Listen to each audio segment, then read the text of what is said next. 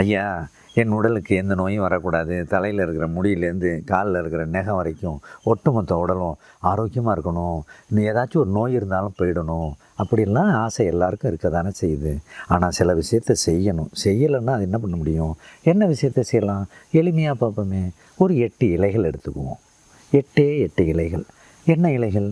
அடுப்பங்கரையில் சமையலுக்கு பயன்படக்கூடிய கருவேப்பிலை, புதினா, கொத்தமல்லி, இந்த 3 இலை எடுத்துக்குவோம்.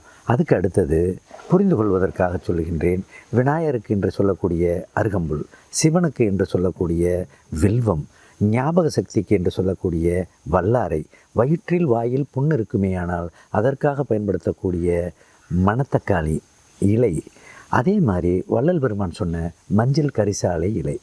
ஆக இந்த 8 இலைகளை கையளவு எடுங்க, எல்லாத்தையும் கலந்து கையளவு. அதை அரைச்சி ஒரு உருண்டையை தினசரி நீரில் கரைத்து காலையில் பருகின்ற பொழுது உங்கள் உடல் பலமாக நலமாக இருக்குமே.